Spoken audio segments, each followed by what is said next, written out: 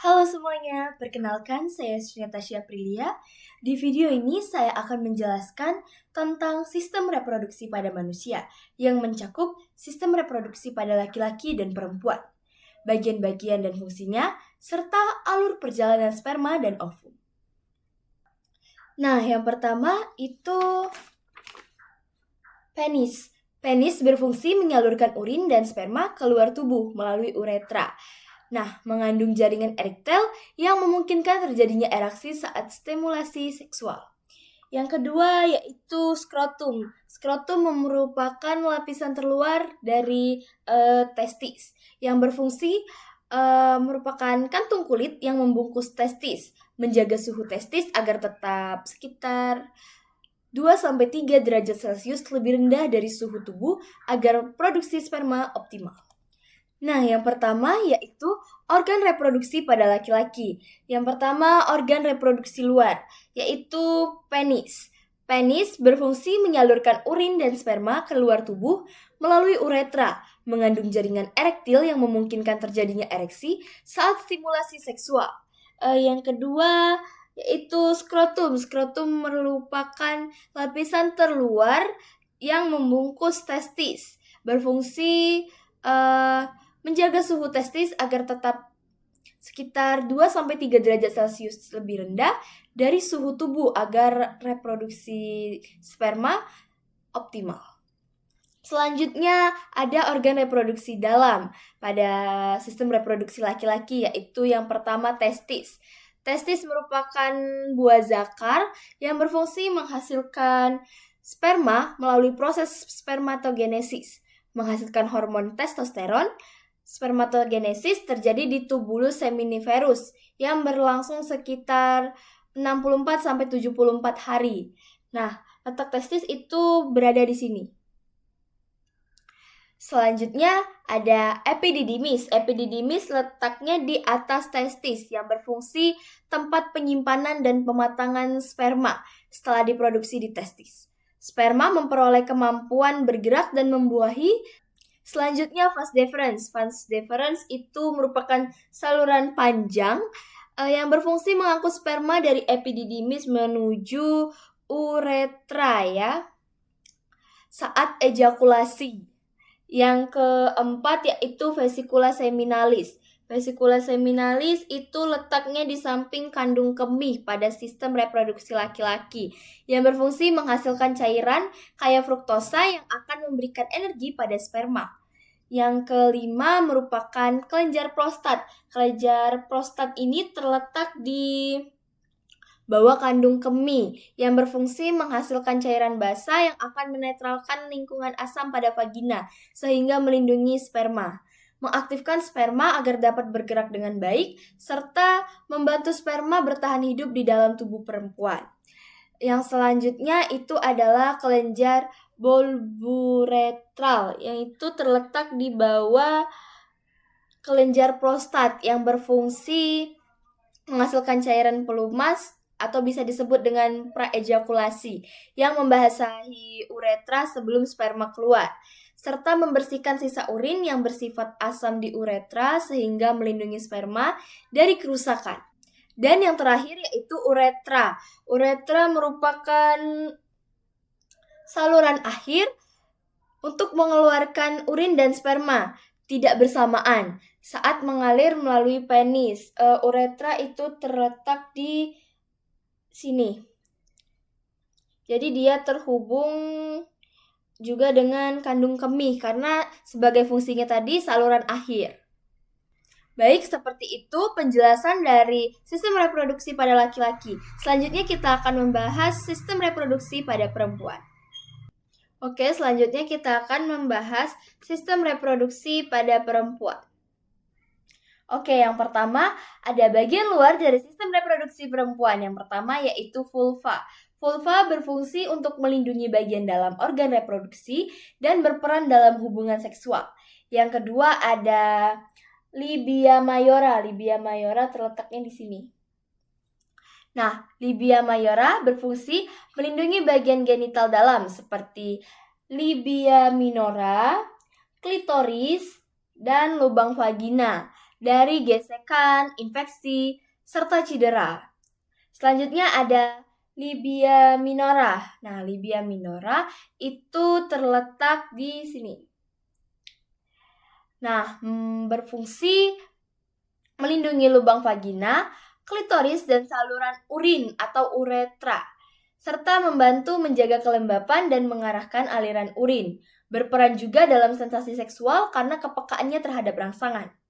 Yang selanjutnya ada klitoris. Klitoris ini berfungsi dalam memberikan kenikmatan seksual bagi perempuan karena memiliki banyak ujung pada sarafnya. Banyak ujung saraf. Ketika terstimulasi, klitoris akan memberikan sensasi seksual yang intens serta berkontribusi pada kepuasan seksual dan orgasme. Yang selanjutnya ada lubang vagina, letaknya di sini. Lubang vagina ini berfungsi tempat keluarnya darah haid, jalur lahir, dan tempat masuknya sperma. Selanjutnya mons pubis, letaknya di sini. Nah, bagian berlemak di atas vulva yang ditumbuhi rambut saat pubertas. Nah, fungsi dari rambut itu tersebut sebagai pelindung tambahan seperti infeksi dan lain-lainnya. Oke, yang kedua, ada bagian dalam dari sistem reproduksi perempuan.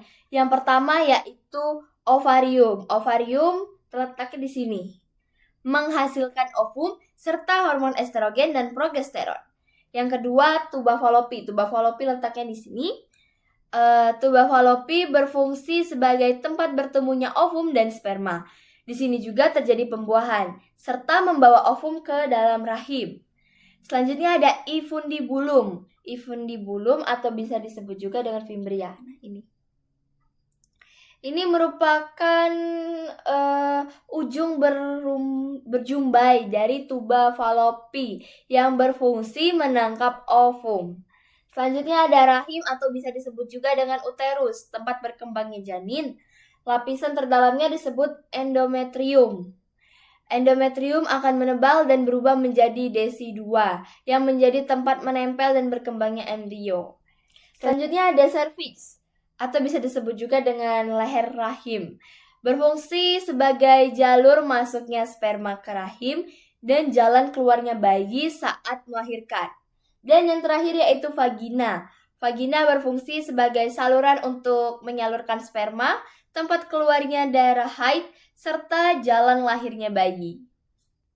Selanjutnya saya akan menjelaskan tentang alur perjalanan sperma dari testis hingga uretra, beserta proses apa yang terjadi. Nah, yang pertama yaitu di dalam testis terjadi proses spermatogenesis, yaitu pembentukan sel dari sperma dari sel-sel induk spermatogenium.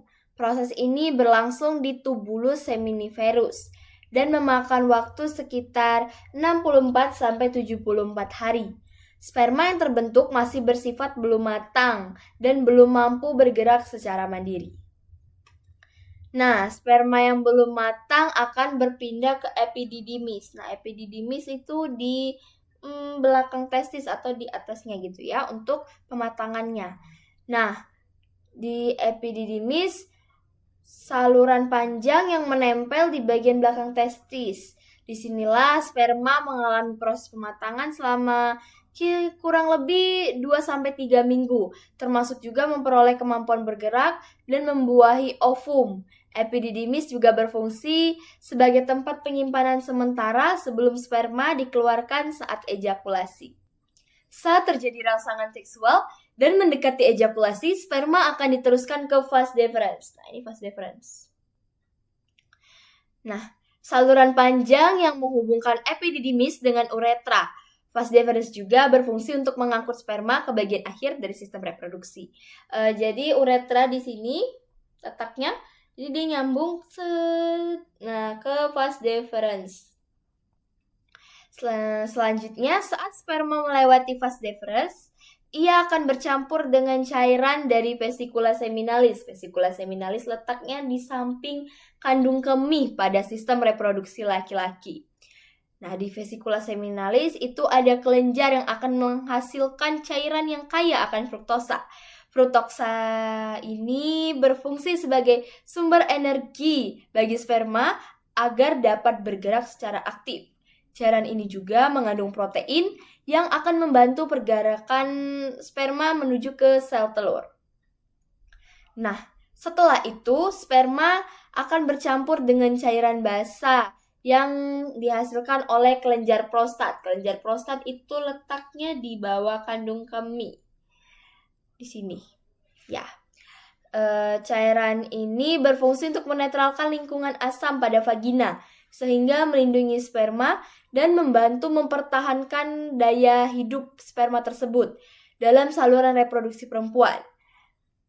Di dalam cairan prostat juga terdapat protein seperti PSA yang membantu mencairkan sperma agar mudah bergerak. Sebelum ejakulasi, kelenjar ini akan mengeluarkan praejakulasi yang berfungsi melumasi uretra. Nah, yaitu kelenjar borburetral. Ini letaknya di bawah kelenjar prostat. Sebelum ejakulasi, kelenjar borburetral mengeluarkan cairan praejakulasi yang berfungsi untuk melumasi uretra dan membersihkan sisa urin yang bersifat asam. Nah, kelenjar borburetral ini letaknya di bawah kelenjar prostat. Tujuannya agar sperma tidak rusak saat melewati uretra. Cairan ini juga membantu menjaga kelangsungan hidup sperma ketika berada dalam tubuh perempuan. Yang selanjutnya adalah uretra. Nah, uretra ini campuran antara sperma dan cairan dari berbagai kelenjar disebut semen. Nah, semen akan dialirkan melalui uretra dan dikeluarkan melalui penis saat ejakulasi. Uretra merupakan saluran akhir yang juga digunakan untuk mengeluarkan urin, tetapi tidak secara bersamaan dengan ejakulasi atau mengeluarkan sperma. Jadi, begitu proses dari perjalanan sperma dari testis hingga ke uretra. Selanjutnya kita akan mendengarkan penjelasan perjalanan sistem reproduksi perempuan.